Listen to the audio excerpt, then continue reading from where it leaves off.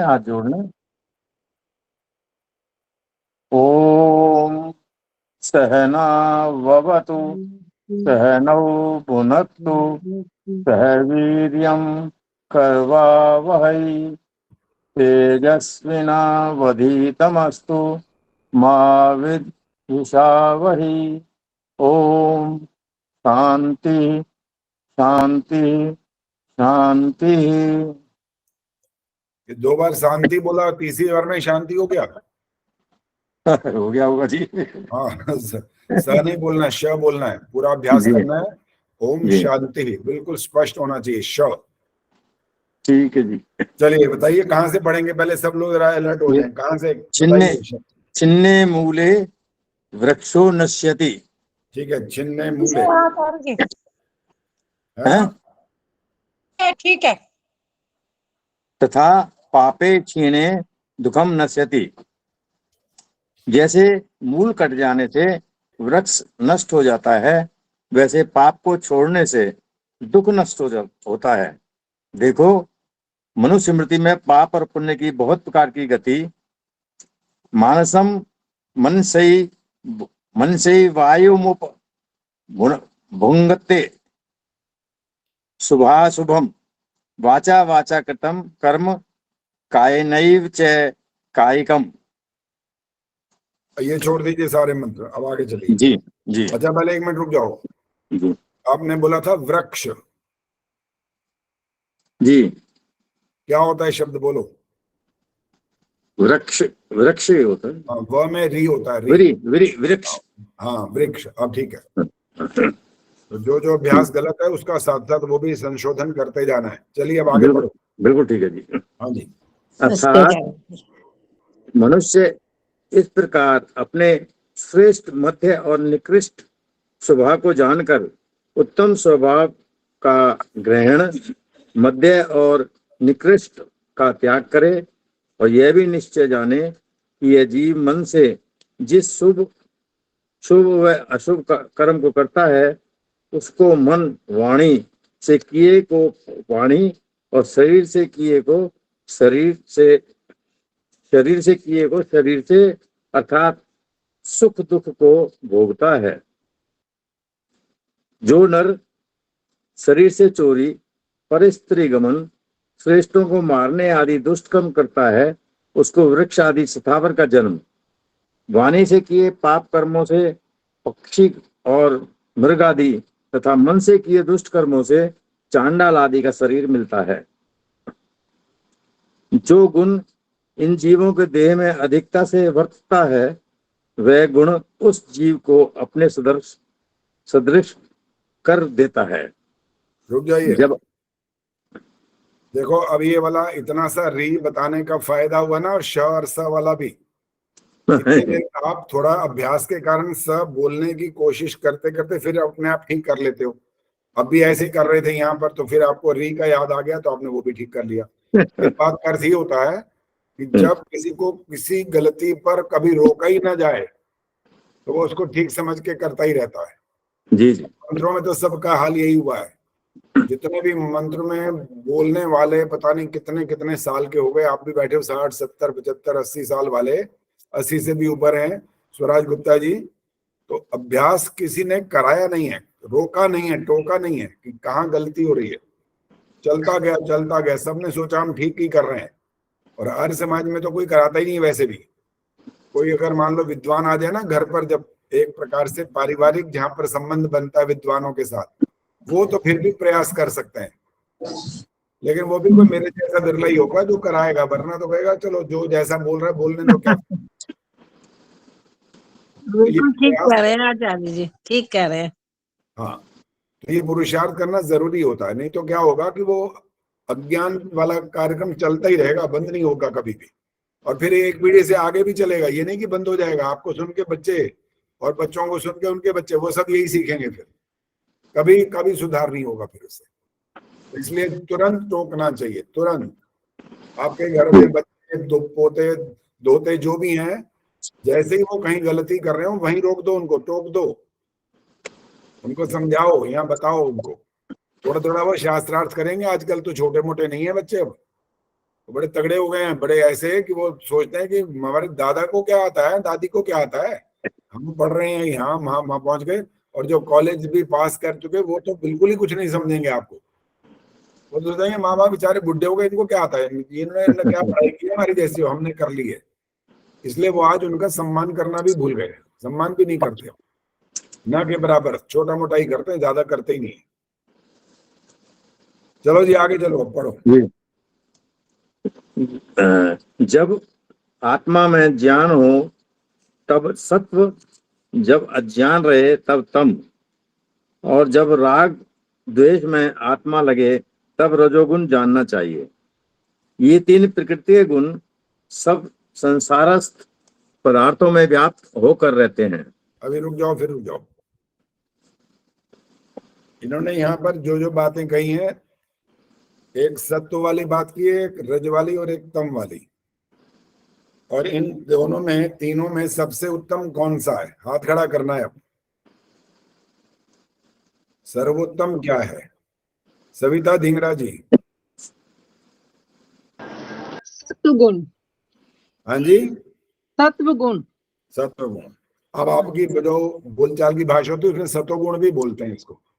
हाँ जी। सत्व गुण भी कह सकते हैं, सत्व या सत्वगुण, रज या रजोगुण, तम या तमोगुण, तीनों का अपना अपना उच्चारण इस प्रकार से भी होता है।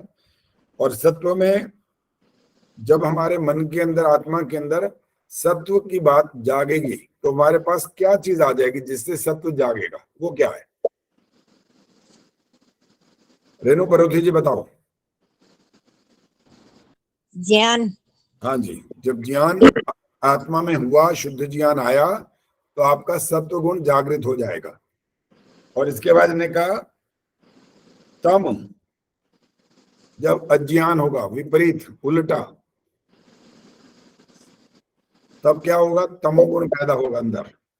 अब रजोगुण की जो बात कही है उसके अंदर इन्होंने कहा जब राग और द्वेष,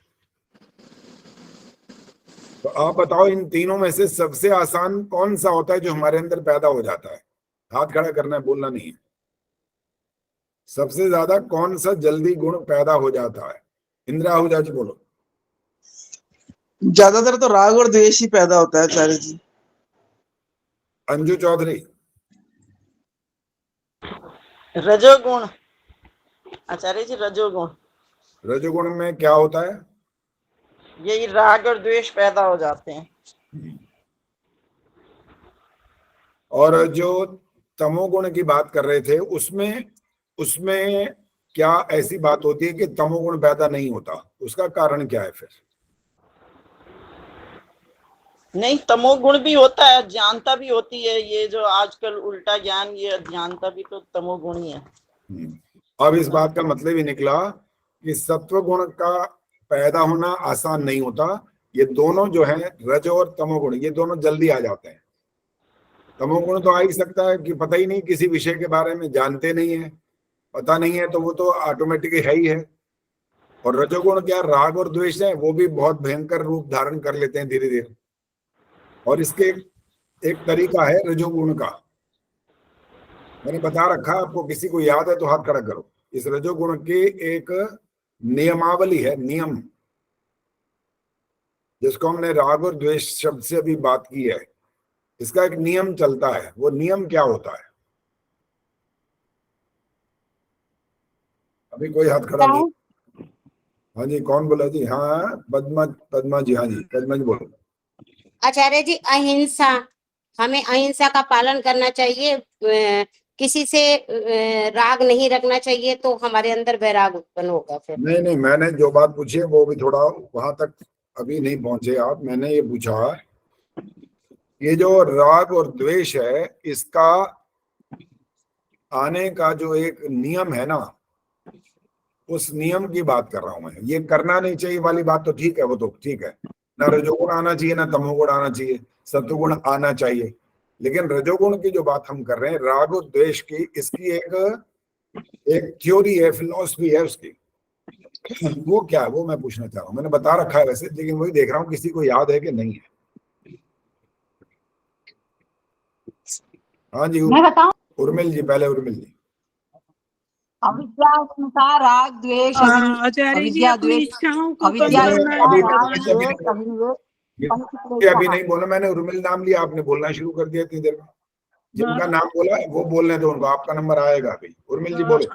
आचार्य जी इच्छाओं को कम करना या दबाना, इच्छाओं को खत्म करना, ज्यादा नहीं, इच्छाएं मैंने नहीं रखना। इसकी फिलॉसफी वाली बात पूछी है, वो वाली बात नहीं है। हाँ जी, अब मिथिलेश जी बोलो। ये अविद्या अस्मिता राग द्वेष अभिनिवेश अविद्या अस्मिता राग द्वेष अभिनिवेश पंचक्लेशः।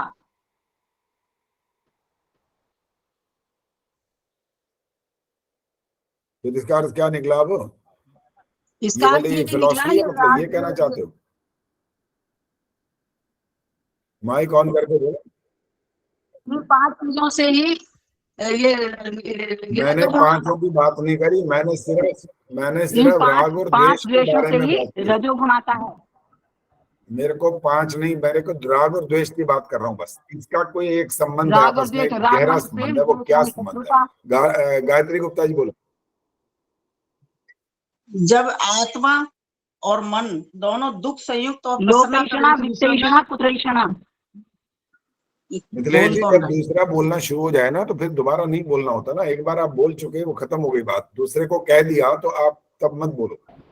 बोलो गायत्री गुप्ता जी, बोलिए अब। जब फिर वो बाद में याद आ गया ना। बोलिए गायत्री गुप्ता, बोलिए। जब आत्मा और मन दुख संयुक्त और अप्रसन्नता रहित विषयों में गमन आगमन करे तो उसको उसमें रजोगुण उत्पन्न हो जाता है। मैंने ये नहीं पूछा कब उत्पन्न होता है, ये नहीं पूछा है। पूछा ये है कि राग और द्वेष का एक गहरा संबंध होता है, वो क्या चीज है, इससे रिलेटेड। इसके अलावा अविद्या अस्मिता राग द्वेष अभिनिवेश नहीं पूछा मैंने। सरोज ने हाथ खड़ा कर दिया आज तो, वाह वेरी गुड। बोलो बोलो। सुन रही हूँ ध्यान से। ईर्ष्या, अभी मेरा खड़ा ईर्ष्या क्या होती मतलब है इसका? राग और द्वेष तो अर्थ बता रहे हो क्या? हाँ, अच्छा, ईर्ष्या, इनका ईर्ष्या संबंध के कारण ईर्ष्या से, होता है। ये कह रहे हो? अच्छा, ये कह रहे हो। ये कहाँ लिखा भाई वाली बात? अब दिमाग में, मेरे में। दिमाग में तो लिखा होगा, बाकी कहीं सत्यार प्रकाश में तो नहीं लिखा ये वाली बात। सत्यार प्रकाश में तो नहीं है। हाँ जी, अब कहाँ किसने हाथ खड़ा किया था? आचार्य मैं किया था। जब किसी वस्तु में राग होता है और वो प्राप्त ना हो तो फिर ईर्ष्या शुरू हो जाती है, द्वेष शुरू हो जाता है। हाँ चलो, अब आप नजदीक पहुंच गए हो। ठीक है, काफी नजदीक पहुंचे। और मेरा वाक्य सुन लो, मैंने क्या बोला था पहले, अभी बता देता हूं। इनका संबंध ये होता है कि जितना जितना राग होता है ना हमारा पदार्थों के प्रति, मान लो परसेंट गिन ले हम, 80% राग है हमें पदार्थों में, तो इसका अर्थ ये भी निकलेगा कि 80% द्वेष भी हो रहा है। ये है इनका संबंध आपस में। राग हटेगा तो द्वेष खत्म हो जाएगा, ये इसका मतलब है। हाँ जी, अब स्पष्ट हो गया। ये कौन सा गुण था? नहीं हुआ जी। हाँ जी, नहीं हुआ, नहीं हुआ, नहीं हुआ तो स्पष्ट नहीं बोलो, हुआ, पूछो नहीं हुआ क्या स्पष्ट। बोलो। उदाहरण से बताओ ना कोई। उदाहरण जैसे राग हो गया, हमारे को किसी चीज में राग है। हाँ देखो सुनो, बताओ, उदाहरण दे रहा हूं। हाँ जी। हमें अपने बच्चे और दूसरे के बच्चे में फर्क दिखाई देता है। पशुओं में तो ये बाकायदा होता रहता है, वो तो दूसरे को बच्चे को मार डालते हैं। लेकिन मनुष्य की बात कर रही हैं अभी, फिर यहाँ की ये वाली बात कर रहे हैं कि राग और द्वेष का क्या आपस में संबंध रहता है। उदाहरण ये था कि मनुष्य का बच्चा है, एक जो अपना बच्चा है, पोता दो तोता जो भी हो, और एक दूसरे का है। अब हम जब जा रहे हैं बाजार में, तो क्या हम दोनों को, जो बच्चा हमारा बच्चा वाला खिलौना मांग रहा है, उस दूसरे को दिलवाएंगे? हम नहीं दिलवाएंगे। क्यों? मान के द्वेष समझ लो। हाँ, तो राग नहीं है उसमें राग नहीं है, अपने में राग है। हाँ, और जो द्वेष की बात कर रहे हैं, द्वेष का मतलब ये कोई ईर्ष्या करने का ऐसा अर्थ नहीं निकालना है कि बाकायदा हम उससे जल भुन रहे हैं, ऐसा आवश्यक नहीं है। ये उसके साथ वैसा प्रिय संबंध हमारा नहीं है, वो अलग हो चुका है उससे, यहीं पर वो द्वेष दिखाई दे रहा है। अच्छा ठीक है। आचार्य जी एक बात इसमें मतलब जो मेरे दिमाग में आई थी बोलो। वो ये था कि जब हम दो बच्चे हैं और अगर हमारे बच्चे ने गलती भी की है तो हम राग के मारे ना अपने बच्चे की गलती नहीं देखते। मतलब ज्यादातर मैं मतलब हमारे साथ भी यही होता है, मतलब एक्सेप्शनल नहीं है। तो मुझे लगता है कि राग द्वेष में ये भी एक हो सकता है कि क्योंकि वहां राग है इसलिए हमें वो गलती नहीं दिखती, लेकिन जबकि पता है कि हमारे साथ क्या होता था वो सुनो अब जरा। मेरे को मेरे बड़े भाई पढ़ाते थे और मेरे दोस्त को भी पढ़ाते थे, दोनों हम इकट्ठे पढ़ रहे होते थे, बड़े भाई साहब पढ़ा रहे होते थे।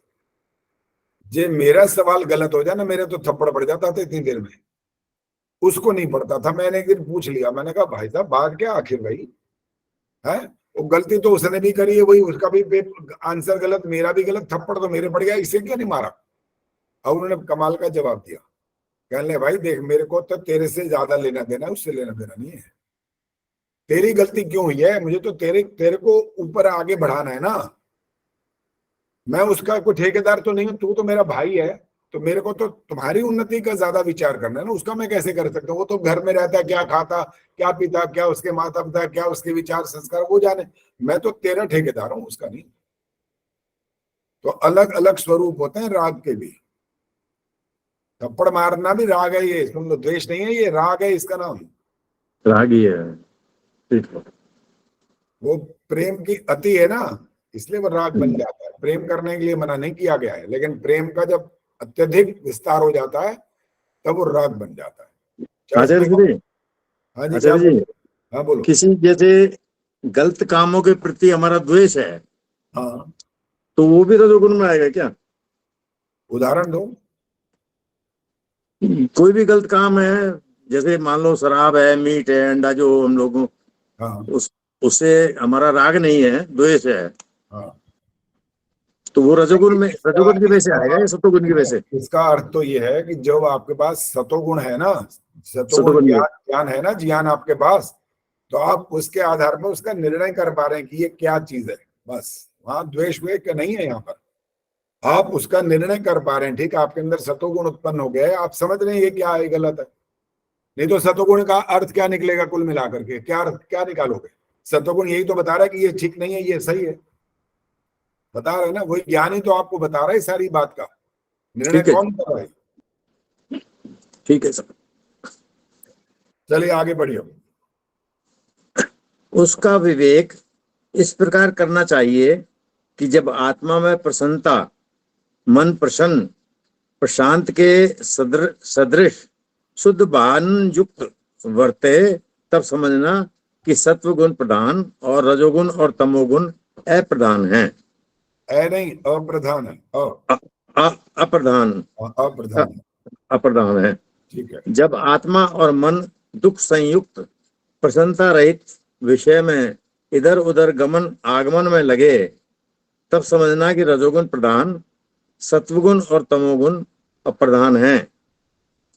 जब मोह अर्थात सांसारिक पदार्थों में फंसा हुआ आत्मा और मन हो, जब आत्मा और मन में कुछ विवेक न रहे, विषयों में आसक्त तर्क वितर्क रहित जानने के योग ना हो, तब निश्चय समझना चाहिए कि इस समय मुझ में तमोगुण प्रधान और सत्वगुण तथा रजोगुण अप्रधान है। और जो इन तीनों का उत्तम मध्यम निकृष्ट फलोद्य होता है, उसको पूर्ण भाव से कहते हैं। जो वेदों का अभ्यास, धर्मानुष्ठान, ज्ञान की वृद्धि, पवित्रता की इच्छा, इंद्रियों का निग्रह, धर्म क्रिया और आत्मा का चिंतन होता है, यही सत्वगुण का लक्षण है। जब रजोगुण का उदय, सत्व और तमोगुण का अंतर्भाव होता है, तब आरंभ में रुचिता, धैर्य त्याग, असत कर्मों का ग्रहण, निरंतर विषयों की सेवा में प्रीति होती है। तभी समझना कि रजोगुण प्रधानता से मुझ में वर्त रहा है।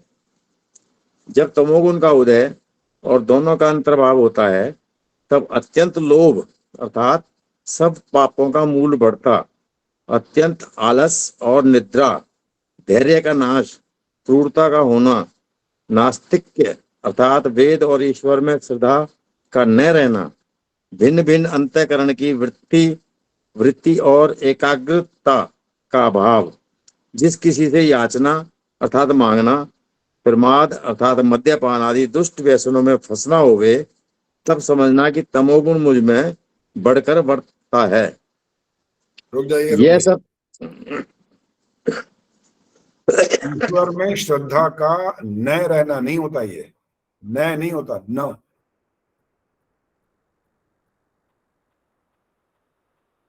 ये वाला वाक्य मिल गया आपको जो मैं बोला हूं अभी? ऊपर चलो, तीसरी लाइन ऊपर आ जाओ, जहां समाप्त किए तीसरी लाइन में पढ़ो, वहां से ईश्वर में, यहां से पढ़ो।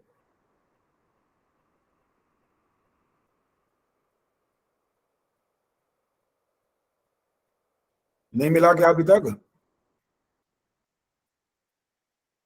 माइक बंद है आपका? सॉरी सॉरी बंद। अच्छा अच्छा। बोलो।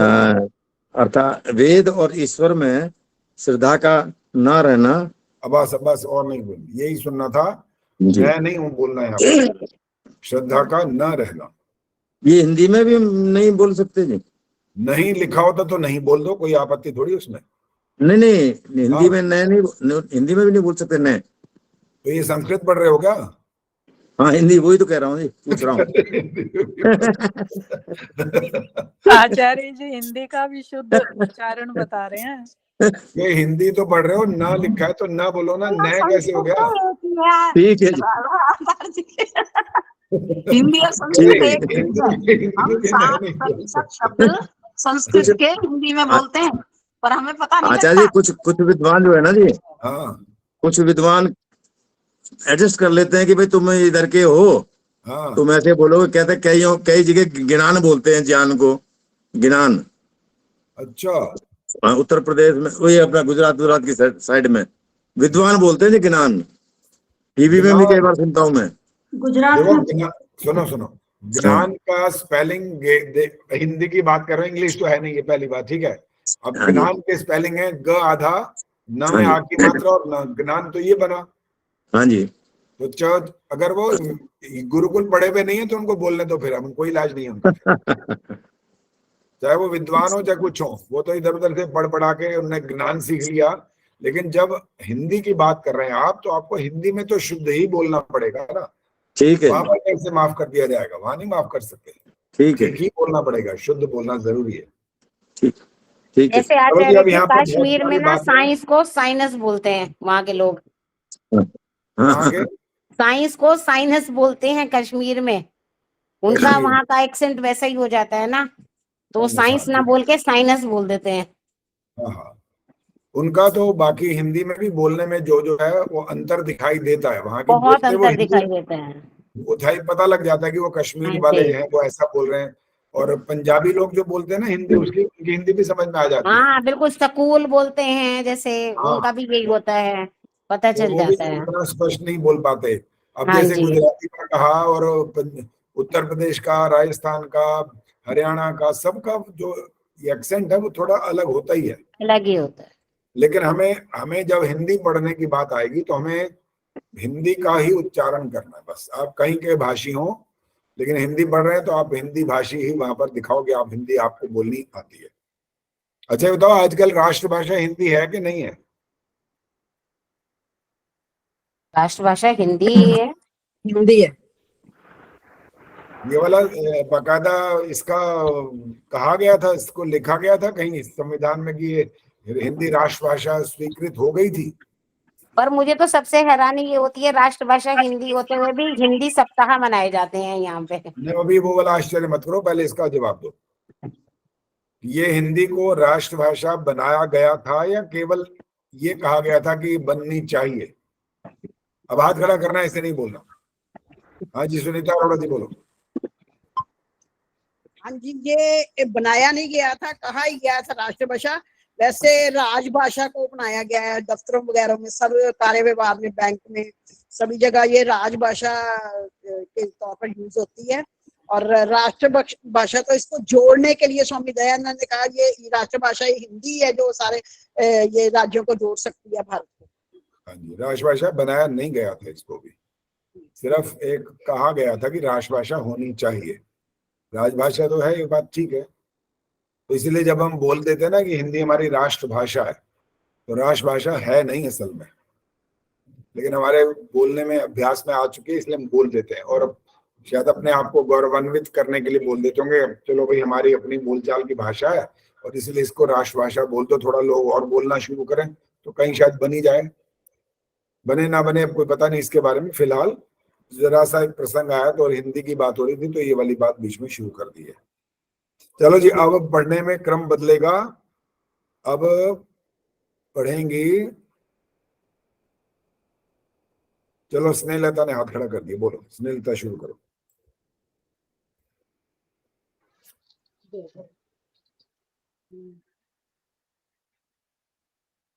यह सब तमोगुण का लक्षण विद्वान को जानने योग्य है कि जब अपना आत्मा जिस कर्म को करके करता हुआ और करने की इच्छा से लज्जा, शंका और भय को प्राप्त होवे, तब जानो कि मुझ में प्रवृत्त तमोगुण है।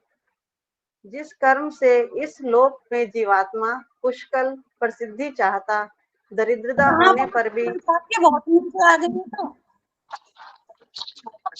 तो छोड़ ही दिया बिल्कुल। क्या हुआ? क्या बोले हो, समझ नहीं आया। तुम नीचे पहुंच गए, क्या कह रहे तो यहीं पर थे। अच्छा जी, यही है और इससे अच्छा ठीक है ठीक है, यही चल रहा है, इससे अलग नहीं गए अभी, ठीक बोल रहे हैं। चलो जी बोलिए।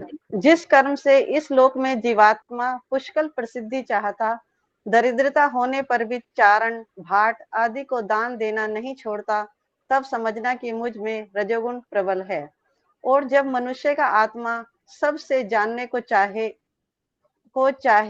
गुण ग्रहण करता जाए, अच्छे कर्मों में लज्जा ना करे और जिस कर्म से आत्मा प्रसन्न होवे अर्थात धर्माचरण ही में रुचि रहे, तब समझना कि मुझ में सत्वगुण प्रबल है। तमोगुण का एक दान के संबंध में एक छोटा सा वाक्य बना हुआ है, पॉजिटिव है। वो क्या है, वो किसी को पता है तो हाथ खड़ा करो।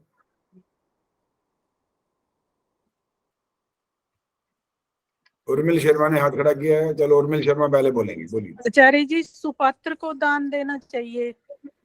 नहीं, वो एक जैसे मुहावरा होता है ना, इस तरह का वाक्य है। धर्म से मूल्यवान। हाँ जी, गायत्री गुप्ता जी बोलो।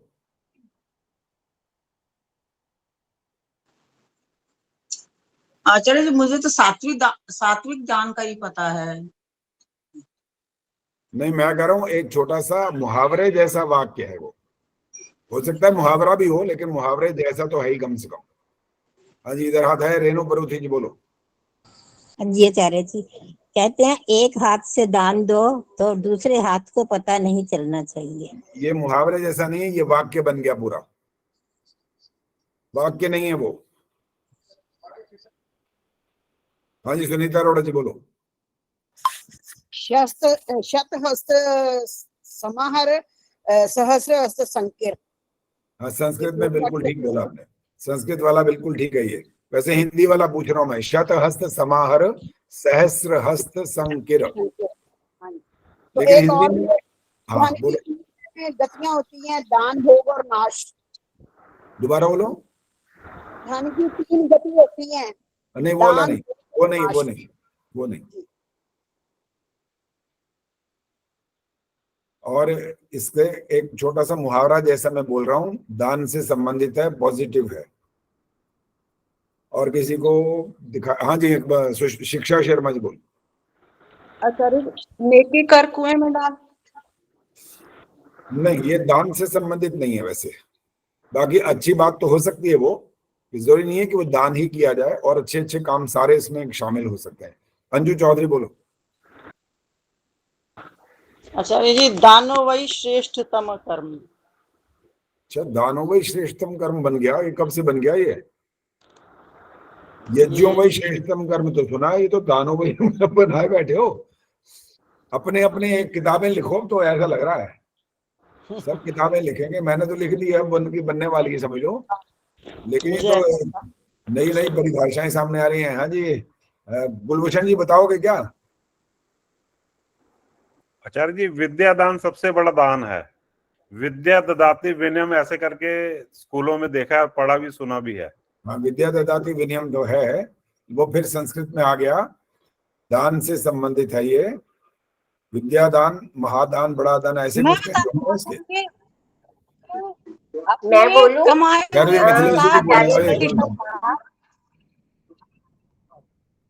ये मुहावरा है क्या, पहले बताओ। मिथिलेश जी सुना करो ना ध्यान से, मैं बोल रहा हूँ मुहावरे जैसा है या मुहावरा ही है? हाँ जी, शशि गुलाटी जी बोलो। एक हाथ से दान दो, दूसरे को पता न चले।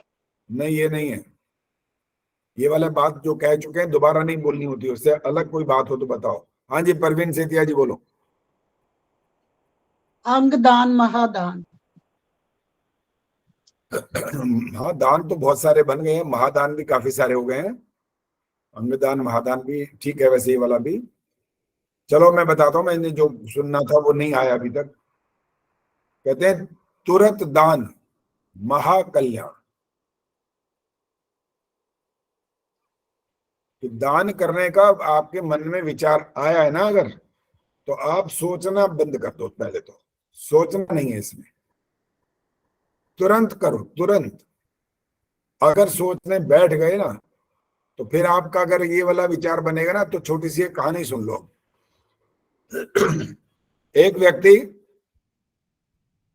चढ़ गया, बहुत ऊंचे पेड़ था, सीधा सीधा सीधा सीधा खजूर लग रही थी। वो पहुंच गया ऊपर तक। ऊपर जब पहुंच गया, चढ़ भी गया, बड़ी हिम्मत करी, हालांकि वो कांटे जैसा भी होता है, कहीं कहीं छिल भी गया। भूख इतनी लगी थी कि चढ़ गया। वहां तक ऊपर पहुंचते उसने जब नीचे को निगाह डाली ना अपनी, तो बेचारे के होश उड़ गए। सारी खजूर खाना भूल गया उस समय वो। अब हाथ जोड़ नहीं सकता था वो, अपने अंदर ही अंदर हाथ जोड़ लिए उसने भगवान से। कहा, भगवान जे सही सलामत नीचे उतार देना, अगर आज 500 रुपए का प्रसाद चढ़ा। अपने मन में सारी बात कर रहा था, कोई किसी को कह तो नहीं रहा था, कौन से को भगवान सामने खड़ा कि उसको बोलेगा, मन में बोल गया। अब उसने क्या करा कि धीरे धीरे थोड़ा सा नीचे आया। थोड़ा सा नीचे आया ना तो उसके हौसला बन गया थोड़ा। फिर कहता है, भगवान 500 रुपए ज्यादा नहीं हो गए? कहता चलो, लेकिन अभी सही सलामत उतार देना, अगर 250 रुपए का प्रसाद चढ़ा दूंगा जरूर। और नीचे आ गया। जैसे जैसे नीचे आता गया ना, उसकी जो रकम थी वो कम होती है। 500 से 250, फिर 125, अब 50 रुपए पे पहुंच गया। और उसके बाद क्या हुआ, बिल्कुल ऐसा लगा कि बस एक छलांग मार के नीचे आ जाऊंगा, और छलांग मार के नीचे ही आ गया। और फिर क्या बोलता है, भगवान कौन सा प्रसाद उतरा तो मैं खुद हूं, तूने थोड़ी उतारा मेरे को। ये बात तो ठीक है, उतरता तो व्यक्ति खुद ही है भाई, भगवान ने कोई पकड़ के थोड़ी उतार देना है। लेकिन उसका भाव कहाँ से शुरू हुआ, वो धीरे धीरे कहां से कहां पहुंच गया। कहता है किस बात का प्रसाद चढ़ाऊं। तो दान की बात जब हम करते हैं तो उसमें अधिक सोचने का अवसर नहीं आना चाहिए। और इसका उल्टा दूसरी बात है, अगर कोई गलत काम करने लगो ना तो कहते हैं 1000 बार सोचो।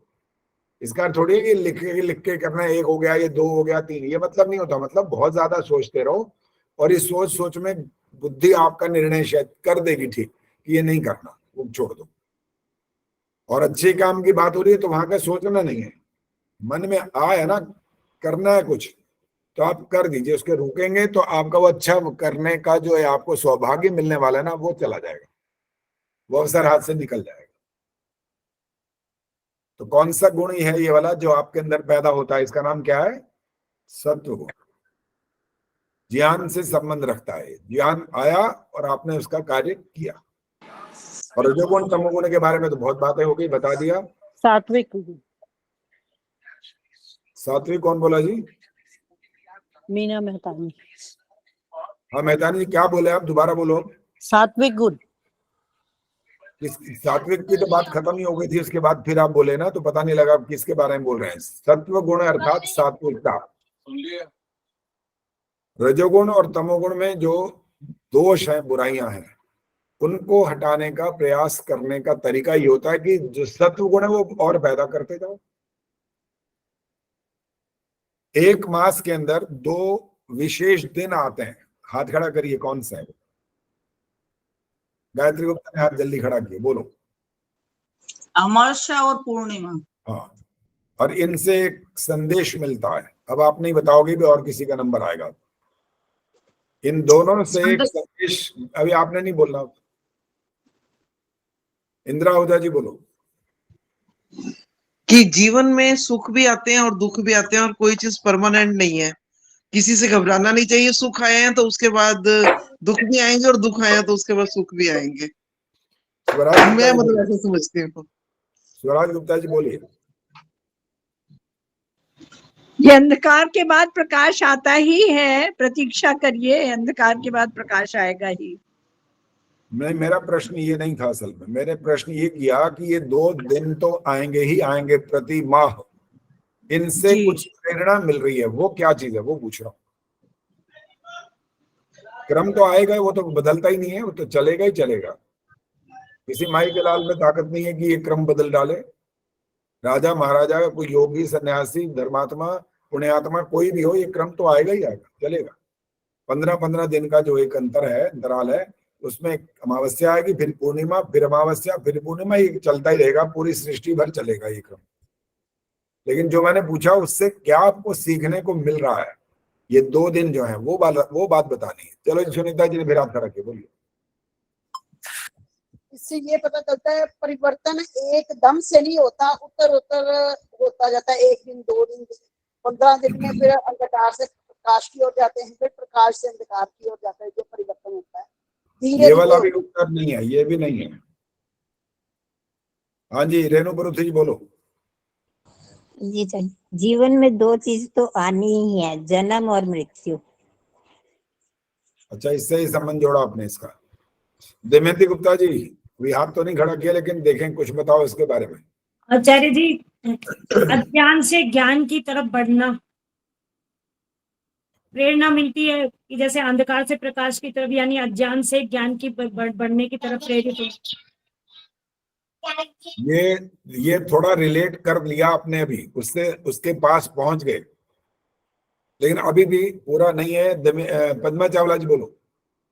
आचार्य जी, धीरे धीरे ज्ञान, जैसे चंद्रमा की रोशनी पूर्णिमा में पूर्ण होती है और धीरे धीरे वो कम होती जाती है, ऐसे ही जैसे हम ज्ञान प्राप्त करते हैं तो एकदम से पूर्णता तो नहीं आती है, धीरे धीरे ही ज्ञान को प्राप्त करते हैं।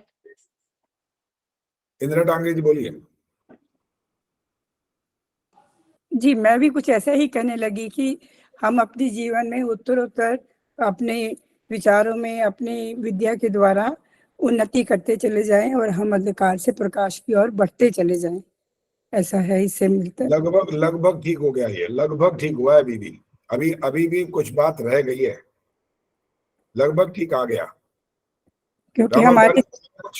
क्योंकि हमारे जीवन का उद्देश्य अभी और नहीं बोलना, बस और नहीं बोलना। जितना आपको समय मिलता है उतना बोल के दोबारा नहीं बोलना। जी आचार्य जी, धन्यवाद। एक बार मैं जो बोलता है मैं सुन लेता हूँ, मैं मना नहीं करता हूँ उसके लिए। राम अवतार जी, बोलना है, कुछ पता है इसके बारे में? नहीं जी, मैं तो हाथ उठाया नहीं। ये बढ़िया तरीका है बचाने का अपने आप। मैंने हाथ उठाया नहीं, जिन्होंने हाथ उठाया उनसे पूछ लो, मैंने नहीं हाथ उठाया। अब ये है जी, आपके मन में क्या है, आपका क्या विचार है, वो हम समझ ही नहीं सकते ना जी। चलो सुनो, अब इसका संबंध क्या, हाँ, किस बात से जुड़ता है। इंदिरा ठाकुर जी ने काफी हद तक वो बात क्लियर कर दी है। देखो, पूर्णिमा के दिन आपको ये संकल्प करना चाहिए कि हम पूर्णता की ओर बढ़ेंगे, जिसको आप ज्ञान कह सकते हैं। इसको और अधिक इसको प्राप्त करने का प्रयास करेंगे। और जो अंधकार है वो हमारे लिए जो तामसिक जिसको हम बोल रहे हैं वो दोष है। तो उस अमावस्या वाले दिन आपके अंदर ये संकल्प उठना चाहिए कि हमने तमस को, अंधकार को दूर करने का मतलब अपने दोषों और बुराइयों को दूर करने का संकल्प करना, ये मतलब है। हाँ जी, ठीक है। ये बात कहाँ गए राम अवतार जी, कहाँ चले गए? जी आचार्य जी। हाँ, समझ आ गया। हाँ जी, समझ। आचार्य जी ऐसे है ना, सबके अपने अपने आपके विचार अपने। हाँ हो, हम मना थोड़ी कर रहे हैं, हम तो कह रहे हैं आपने इतना ठीक बोला, इतना ठीक बोला। किसी को कहा कि आपने बिल्कुल गलत बोला, ऐसा तो नहीं कहा। जी जी जी। आचार्य जी, लेकिन अंधकार से प्रकाश की ओर गए, ठीक है रोशनी, लेकिन रोशनी से फिर अंधकार में भी तो 15 दिन आ जाते हैं ना, फिर उसका क्या सिग्निफिकेंस हुआ है? वो इसमें सिग्निफिकेंस नहीं है, इसीलिए 2 दिन आपको क्या प्रेरणा दे सकते हैं, इसलिए मैंने दोनों का अपना अपना बोला। जब आप विश्वानी देव सवितर दुरितानी पराशुभ बोलते हैं ना, और यद भद्रम तन्नाशुभ, दोनों बातें बोलते हैं वहां पर। दोष, दुर्गुण, दुर्सन, दुष्संकल्प, दुख सब दूर करने हैं, और प्राप्त क्या करना है? शुभ गुण, कर्म, स्वभाव, ये पदार्थ जो है इनको प्राप्त करना है। तो पूर्णिमा आपको पॉजिटिव वहां ले जाने की बात कर रही है, और वो राम जो ये जो क्या नाम अंधकार की बात है अमावस्या की, वह नेगेटिविटी को दूर करने का प्रयास करना, ये मतलब है। अंधकार से प्रकाश में आने का संबंध जिस बात से है वो आपके कर्म कांड में है। अब हाथ खड़ा करो, कहां पर है वो?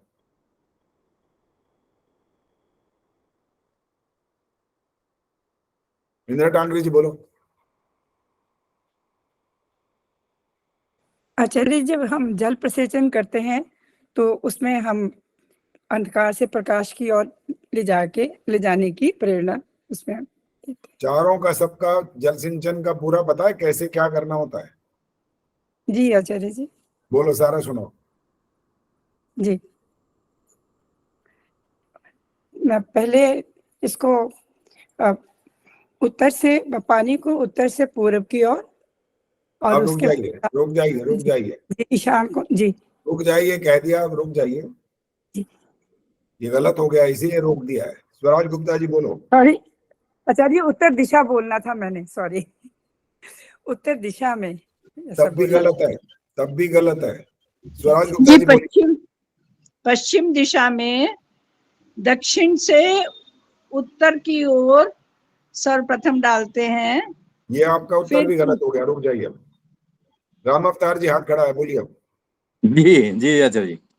आचार्य जी, पूर्व दिशा में दक्षिण से उत्तर की तरफ पहले, दूसरा पश्चिम दिशा में दक्षिण से उत्तर की तरफ, तीसरा उत्तर दिशा में पश्चिम से पूर्व की तरफ, फिर चौथे में ईशा कोण से लेके पूर्व, ईशा कोण से लेके पूरब से शुरू करके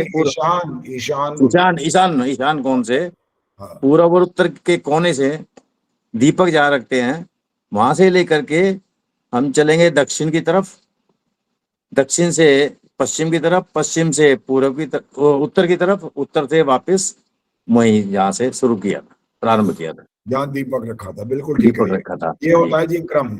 सबसे पहले तो पूर्व दिशा का नंबर है भाई। अच्छा, अब ये बताओ, ये जो आपने एक बात ये कही है कि प्रकाश, अंधकार से प्रकाश में जाने की बात की है, जब सबसे पहले आपने बोला सबसे पहला जल सिंचन, पहले आप उसका मंत्र सुनाओ, पहले आचमन का, और आचमन नहीं है, जल सिंचन का। क्या बोलो, क्या सुनाओ जी? पहला मंत्र सुनाओ जिसका जल प्रसेचन का पहला मंत्र। ओम अमृतो पस्तरणमसि स्वाहा। ये देखो कहाँ पहुंच गए, देखा? ओ अच्छा, गलत हो गया जी। ओम अदिते, ओम अदिते अनुमनस्वे। प्यास लगी हुई है इनको। ओम अदिते अनुमन्यास्व, ठीक है। अब रुक जाओ यहीं पर। यहाँ पर आप दक्षिण से उत्तर कर क्यों रहे हैं? क्या चीज है ऐसी?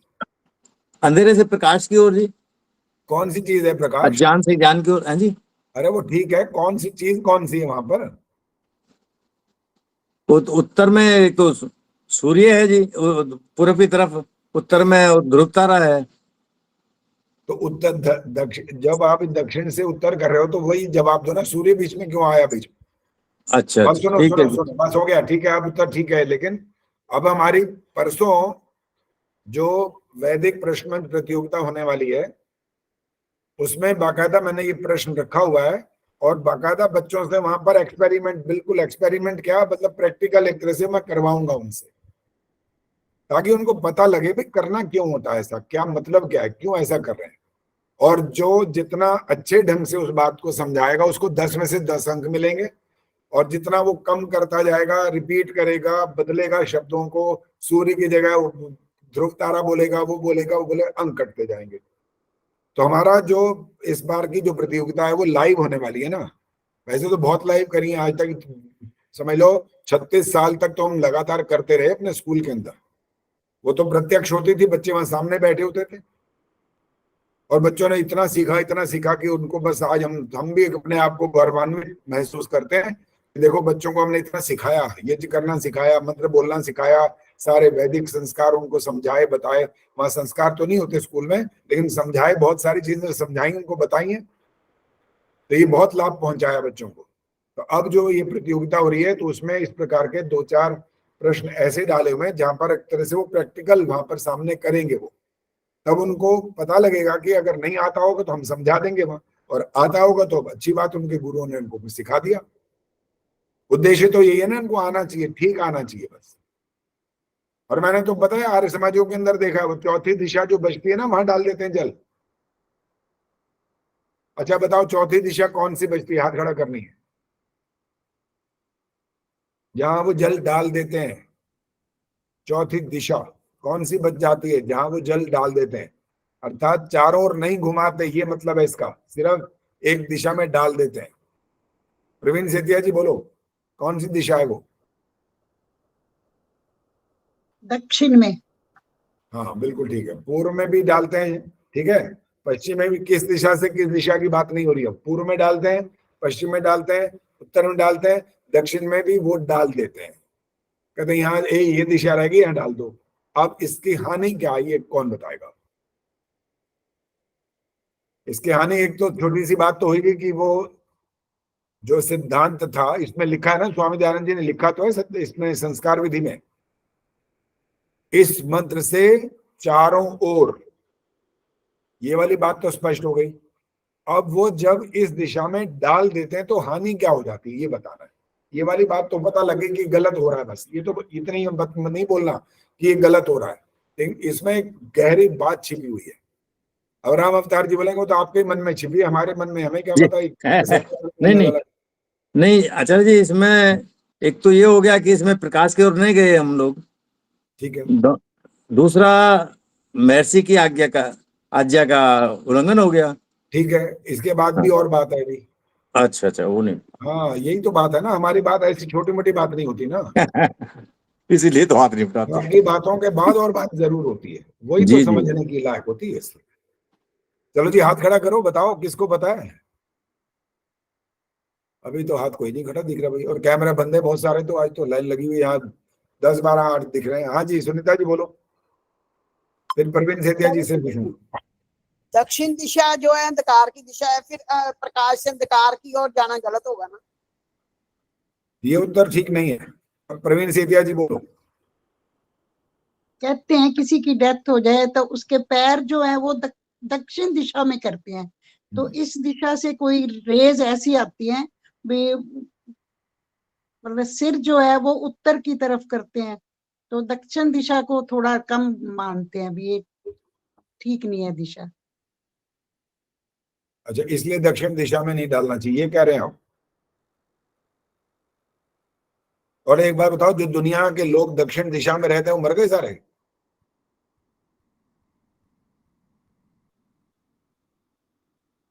उनकी दिशाएं बदलते हैं, या तो फिर उनको दक्षिण दिशा भगवान जी हटाओ यहां से। ये तो इतनी दुनिया रहती है दक्षिण दिशा में, क्या करेंगे फिर?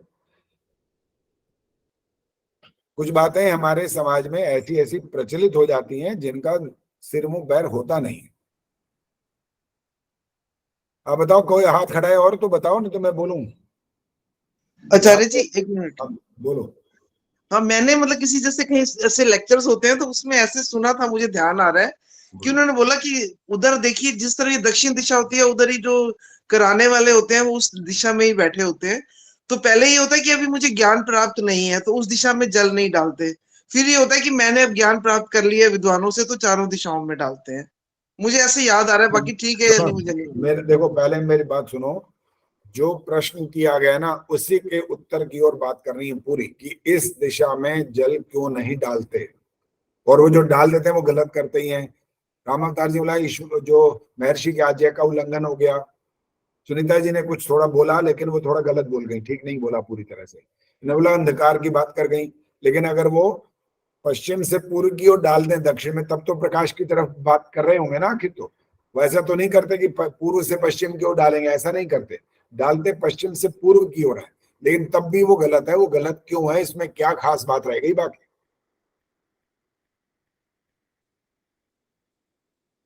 हाँ जी गायत्री गुप्ता जी बोलिए। वो ईशान कौन से शुरू करते हैं और उसी पे खत्म करते हैं, इसलिए ये खत्म हो जाएगी इसकी। अरे वो तो बात ठीक होगी, ऐसा करते हैं। तो मैं ये पूछ रहा हूं कि ये जो इस दिशा में डाल दिया इन्होंने और यहाँ पर वो गलत भी हो गया, तो इसमें क्या गलत हुआ और क्या हमको हानि हो गई है, ये बात बता दी राम अवतार जी ने कि उनकी आज्ञा का पालन नहीं हुआ। ठीक है, और आप अगर वहां से पश्चिम से पूर्व की ओर डालो तब भी आप एक अच्छी बात तो कर रहे हो, गलत कहाँ कर रहे हो? उस दृष्टि से तो ठीक कर रहे हो ना, अंधकार से प्रकाश में जाने की प्रार्थना तो कर रहे हो ना। लेकिन अभी भी गलती है, वही तो कह रहा हूं। इसीलिए स्वामी दयानंद लिखा है चारों ओर, उस चारों ओर का जो मैं बोलूं? हाँ जी मिथिलेश जी बोलो, माइक ऑन करो ना, बोलो। अज्ञानता से अज्ञानता की ओर, दक्षिण दिशा, दोबारा बोलो। दक्षिण दिशा में अज्ञानता से अज्ञानता की ओर नहीं जाना, अज्ञानता से अज्ञानता की ओर नहीं जाना, दक्षिण दिशा में जो दक्षिण दिशा है ना, उसमें अज्ञानता से अज्ञानता का है। हाँ, वहां कहाँ से वो दोनों दिशाएं बोलो ना, दक्षिण क्यों बोल रहे हो? आवाज नहीं आ रही? हाँ, मतलब दक्षिण दिशा है ना, दक्षिण दिशा जो अज्ञानता से अज्ञानता की ओर है, इसलिए वहां पर नहीं डालते। सब जगह मतलब अज्ञानता से ज्ञानता की ओर बढ़ते हैं, लेकिन दक्षिण दिशा में क्या है? अज्ञानता से अज्ञानता। नहीं, जब आप से बोल रहे हो तो दो दिशाएं तो बोलो कम से कम। से नहीं तो कैसे निकालोगे? से का अर्थ निकलेगा ही नहीं। इसका पश्चिम से दक्षिण, अब इतना तो पश्चिम की दिशा होगी ना, भाई देखो, दक्षिण दिशा जहाँ पर है, दक्षिण मान लो इस तरफ है तो इधर या इधर, यही तो दिशा बची ना, बाकी तो दूर है। पश्चिम से दक्षिण, पश्चिम सुनो, पश्चिम से दक्षिण हो ही नहीं सकता। अब नहीं बोलो, अब निलेश जी अब नहीं बोला। स्नेहा ने जो बोला वो गलत बोला। पश्चिम से दक्षिण हो ही नहीं सकता। पश्चिम से पूर्व हो सकता है और पूर्व से पश्चिम हो सकता है। पश्चिम से दक्षिण कैसे चला जाएगा? बकायदा वहां चारों तरफ बनी होती है। मिथिलेश जी बीच में मत बोला करो। चारों तरफ यज्ञकुंड की नलिका बनी होती है जिसके अंदर जल डाला जाता है। तो पश्चिम से दक्षिण की तरफ का तो स्थान है ही नहीं वहां पर। पश्चिम से पूर्व का या पूर्व से पश्चिम का है, उत्तर से दक्षिण का है या दक्षिण से उत्तर का, ये तो हो सकता है। चलो अब उत्तर सुन लीजिए। मैं अभी और कुछ बोलना है तो बोल सकता है भी।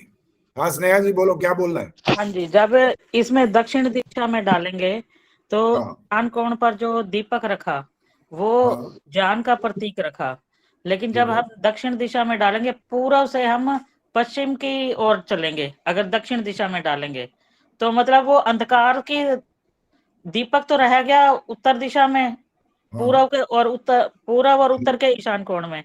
अगर हम वहां से पूर्व से पश्चिम की ओर चलते हैं तो अंधकार की ओर, और अगर इसका उल्टा चले तो भी प्रकाश जो है वो ज्ञान जो है वो दूर है।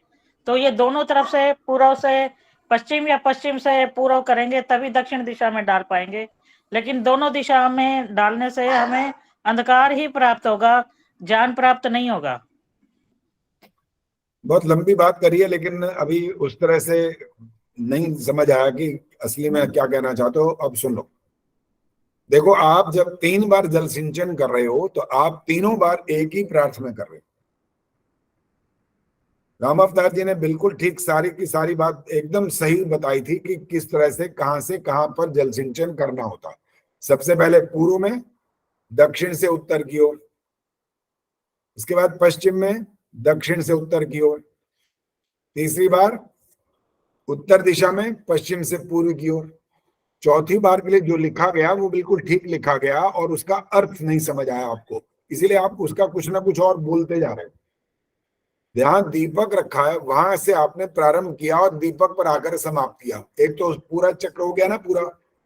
अब इस दीपक का जो अर्थ आपको निकाल लेना चाहिए था, ये जो क्रम आपका है यहाँ पर, ये आपको ये सिखाने वाला है कि प्रकाश से और प्रकाश की ओर चलो। ये नहीं बोला किसी ने अब तक।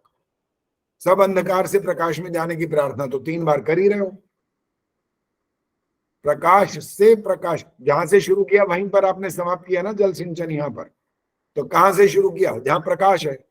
तो प्रकाश से और प्रकाश की ओर आगे बढ़ना, ये इसका अर्थ है। और प्रकाश का अर्थ है ज्ञान भी आप कह सकते हैं, एक ही बात है।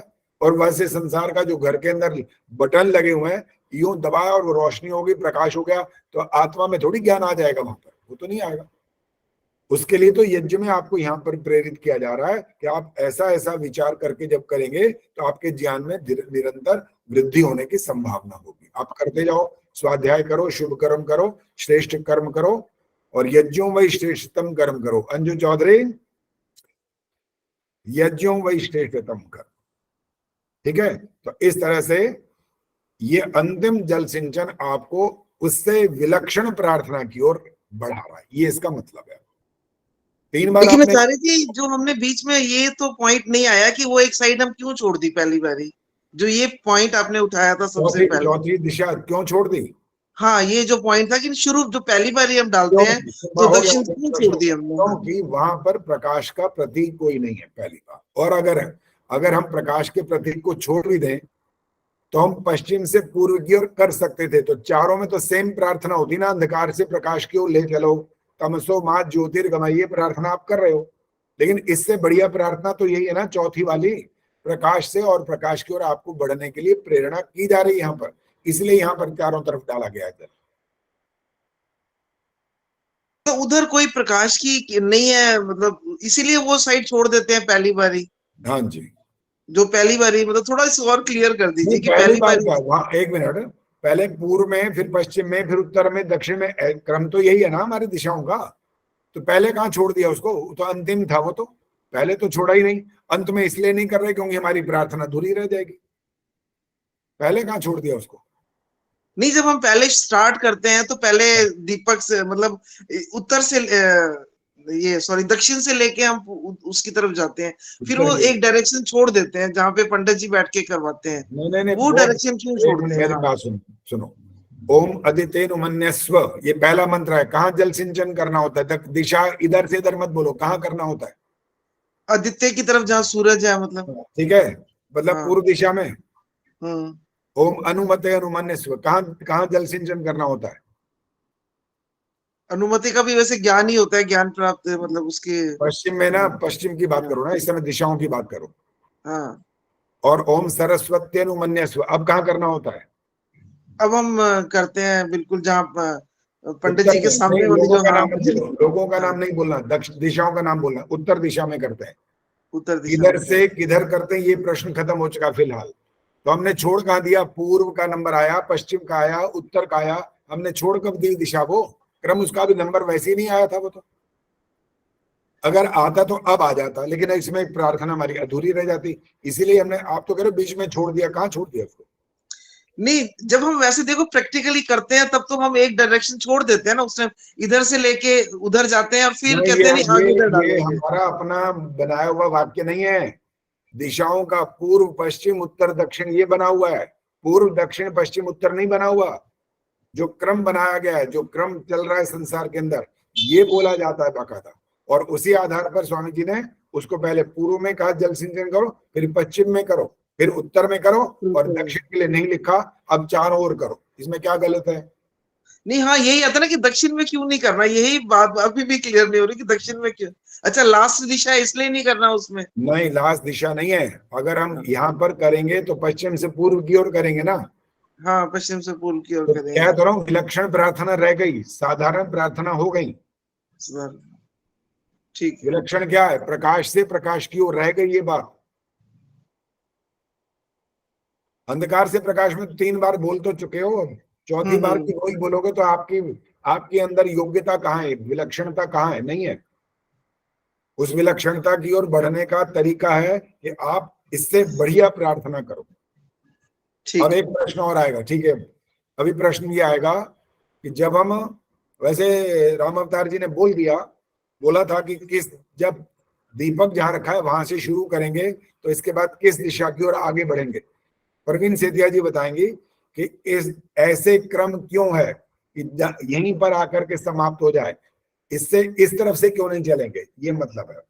जैसे जहां दीपक रखा हुआ है इधर से इधर पहले उत्तर दिशा आएगी ना, उस तरफ से चलना शुरू हो, फिर पश्चिम आ जाएगी, फिर दक्षिण आ जाएगी, फिर पूर्व में आकर फिर वही दीपक आ जाएगा।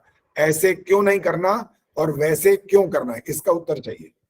क्योंकि जो सूरज है, सूरज पहले ऐसे जाके पहले पूरब से दक्षिण की तरफ जाता है, फिर पश्चिम में आता है, रुक जाओ। फिर सूरज पश्चिम। तो उत्तरायण भी जाता है, दक्षिणायन भी जाता है, ये उत्तर ठीक नहीं है। रजनी गर्ग बताएंगे, सामने आई है अभी।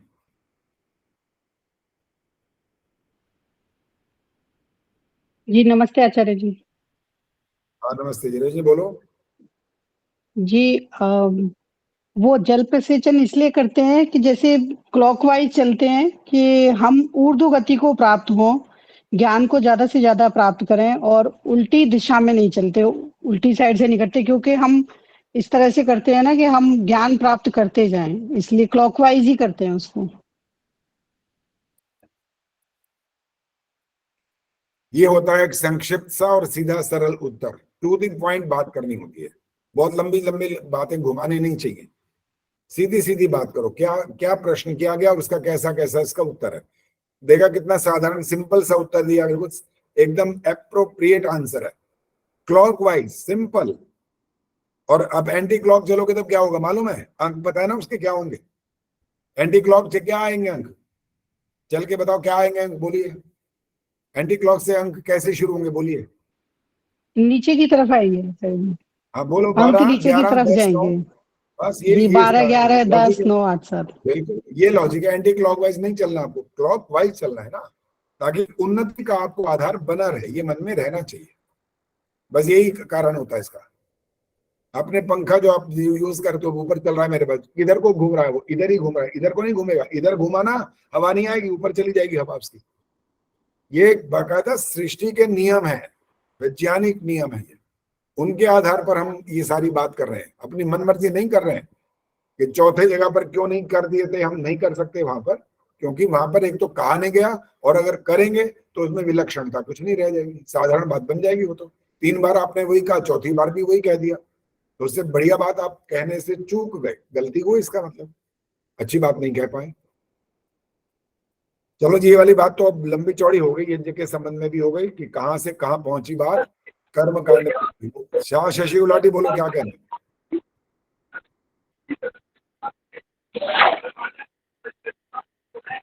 सॉरी वो गलती से दब गया। अभी आवाज भी नहीं आ रही थी, पता नहीं लगा कि क्या हो रहा है, कि आप बोलना चाहते हो कि नहीं, और किसी ने कुछ पूछना है, बोलना है तो नहीं पूछो। नहीं वो गलती से माइक ऑन हो गया। जी आचार्य जी नमस्ते। आचार्य जी नमस्ते। आचार्य जी मुझे भी पूछना है एक प्रश्न। अच्छा जी एक मिनट, पहले रजनी गर्ग से बात हो रही है, वो पूछेंगे। जी आचार्य जी, ये थोड़ा सा अलग है प्रश्न, सत्यार्थ प्रकाश से संबंधित नहीं है। जैसे जो ये ईश्वर स्तुति प्रार्थना उपासना के मंत्र हैं, उसमें दूसरा मंत्र है जो हिरण्यगर्भ है, तो जो उसका हिंदी में पद्य बोलते हैं, आर्य समाजों में सब जगह ही बोलते हैं, तू है स्वयं प्रकाश रूप प्रभु सबका सृजनहार तू ही रचना, जो ये वाला बोलते हैं।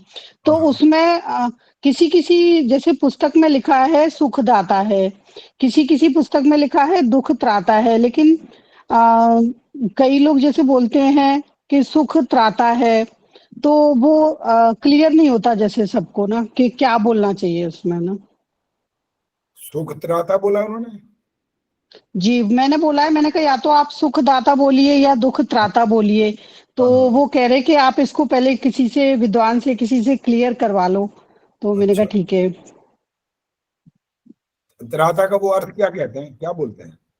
वो सुख त्राता बोलते हैं फिर। नहीं वो मैं त्राता की पूछ रहा हूँ, आप दुख के साथ भी जोड़ रहे हैं वो, या सुख के साथ भी बोलना चाहते हैं, त्राता का अर्थ क्या निकालते हैं? वो कहते हैं उनको ये चीज क्लियर नहीं है, वो कहते हैं कि पुस्तक में ऐसे ही लिखा है। देखो पुस्तक में जो कुछ लिखा है, स्वामी दयानंद जी ने ये अर्थ नहीं निकाले हैं, पहली बात। जी जी, ये हमारे मनुष्यों के बनाए हुए अर्थ हैं, ठीक है। त्राता मैंने कौन उनको है? बोला था, मैंने कहा या तो सुखदाता सुख देने वाला बोलिए, या फिर दुख त्राता दुखों को काटने वाला, इस तरह से बोलिए। तो उनको ये चीज थोड़ी सी अभी पुस्तक के हिसाब से ना क्लियर नहीं हो रही है।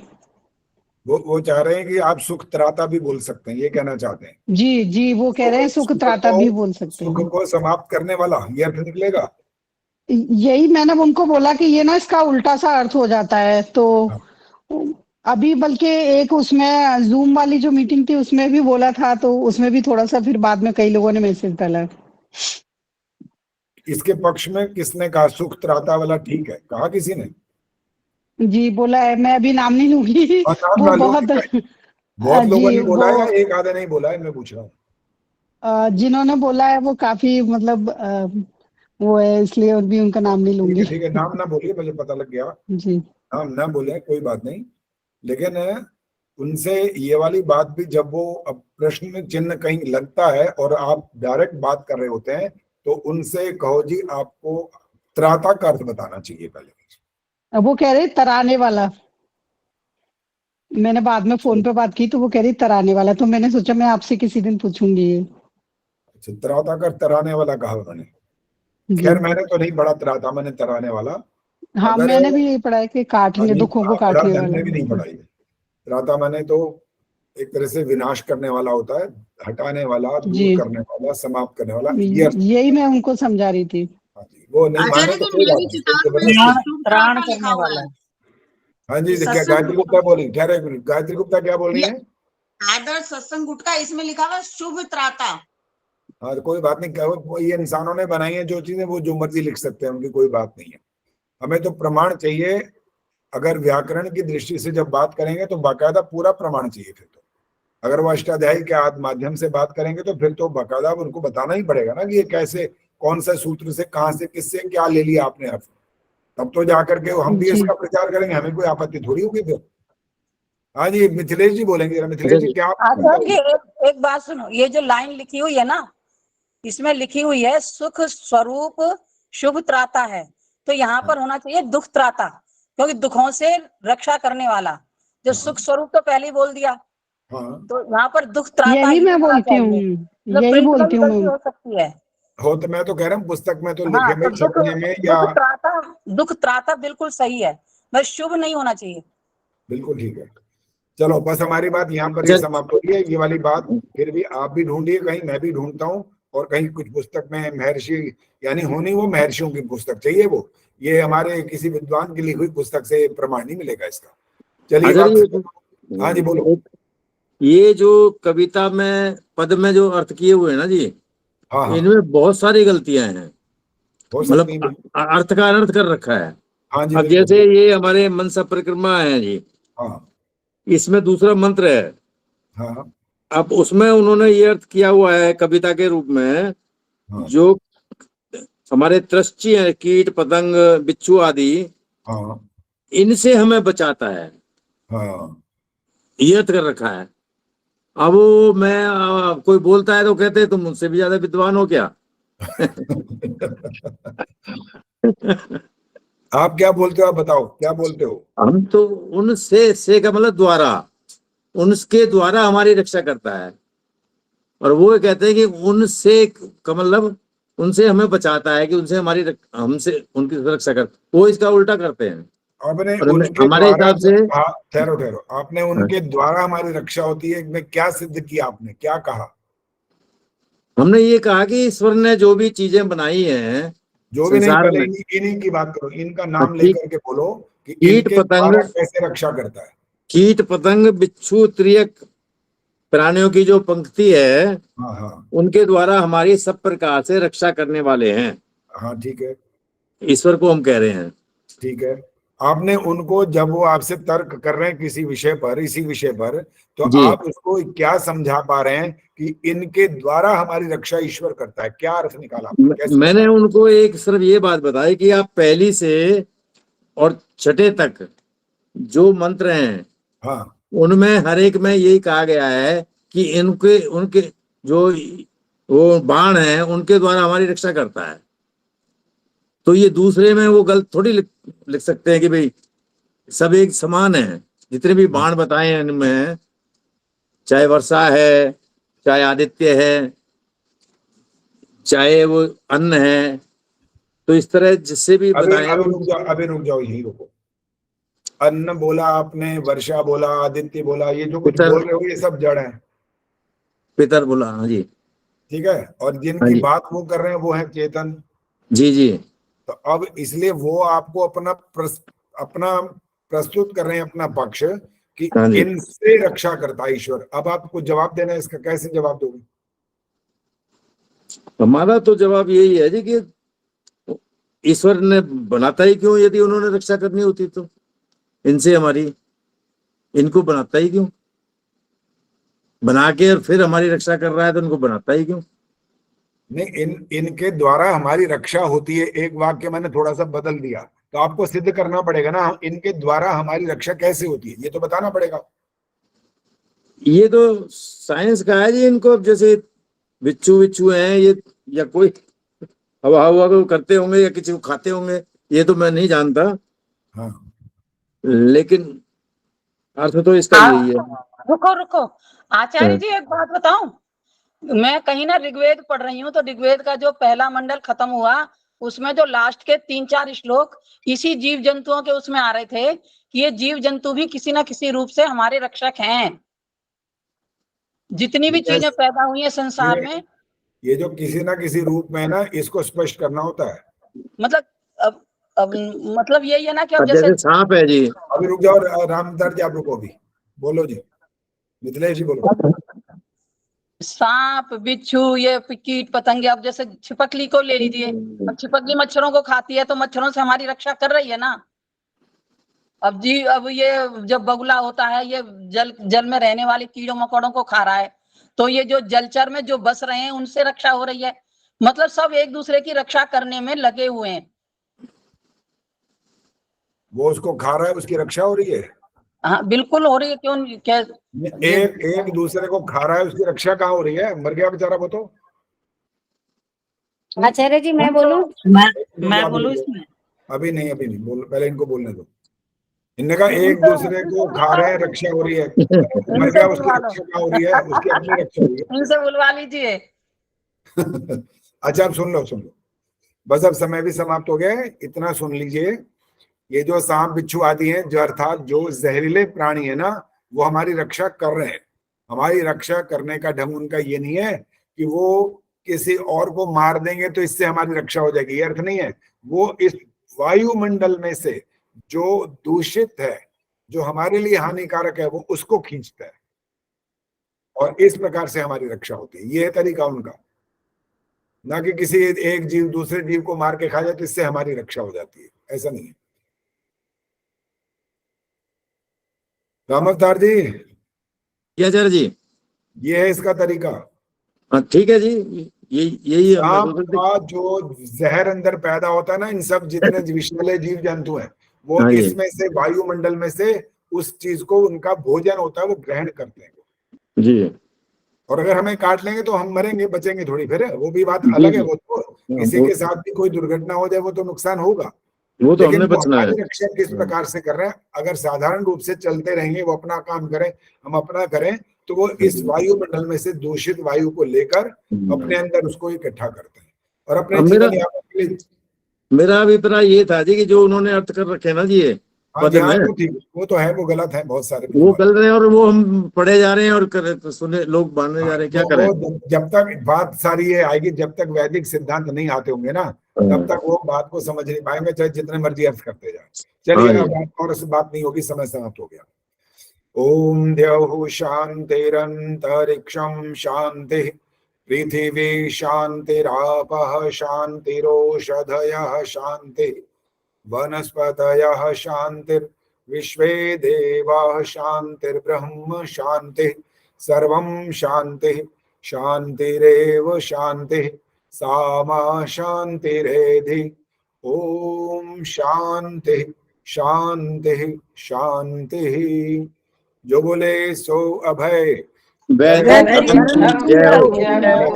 जगत गुरु महर्षि दयानंद की जय।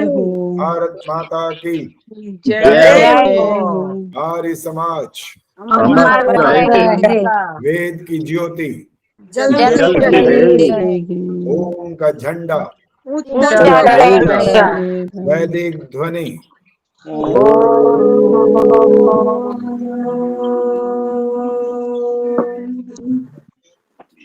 वैदिक अभिवादन सभी को सभी को सादर नमन।